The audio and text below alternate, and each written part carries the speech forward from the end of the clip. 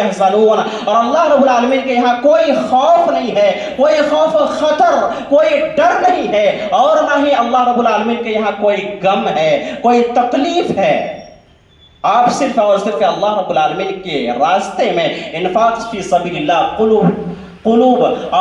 قلوب للہیت کے ساتھ آپ صرف خرچ کر کے دیکھیں۔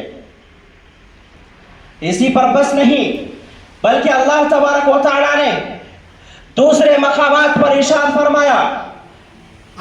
لن تنالوا البر حتى تنفقوا مما تحبون، ہرگز وہ نیکی کو نہیں پہنچ سکتے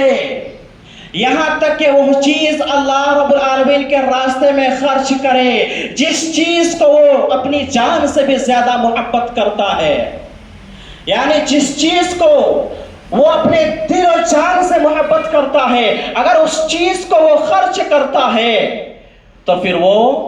نیکی کو پہنچ سکتا ہے۔ اس آیت کریمہ کے شان نزول میں ابو طلحہ رضی اللہ عنہ کا بیان ہے۔ اس حدیث کے راوی حضرت انس رضی اللہ عنہ، انصار مدینہ میں سب سے بڑے مالدار ابو طلحہ رضی اللہ عنہ کا شمار ہوتا تھا۔ حضرت ابو طلحہ رضی اللہ عنہ جب یہ آیت کریمہ سنتے ہیں، اللہ کے رسول صلی اللہ علیہ وسلم کے پاس جاتے ہیں اور کہتے ہیں اے اللہ کے رسول صلی اللہ علیہ وسلم، وہ باغ جس باغ کو میں محبت کرتا تھا اور جس باغ میں آپ صبح سویرے ٹہلنے کے لیے جاتے تھے، جس باغ میں آپ پانی نوش کیا کرتے تھے،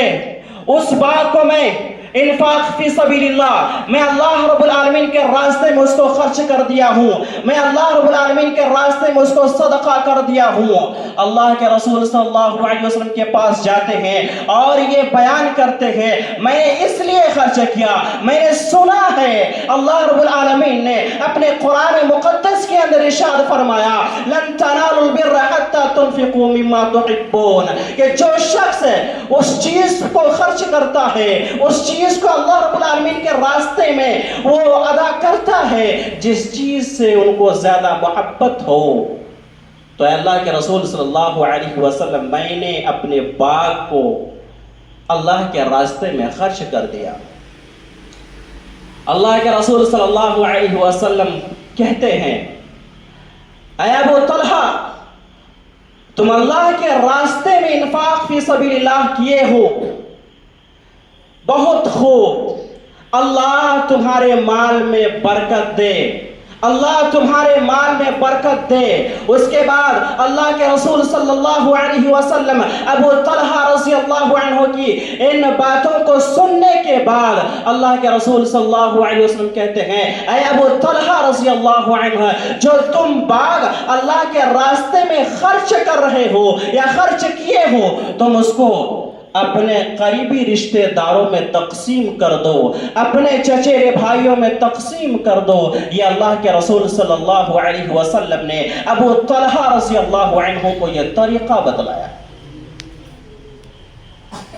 دیگر جگہوں پر اللہ کے رسول صلی اللہ علیہ وسلم نے فرمایا کہ تم لوگ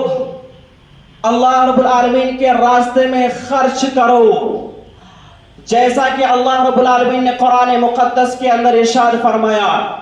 من ذا الذی یقرض اللہ قرضا حسنا۔ یہ آیت کریمہ اس وقت نازل ہوئی تھی جب غزوہ تبوک کا واقعہ پیش آیا تھا۔ غزوہ تبوک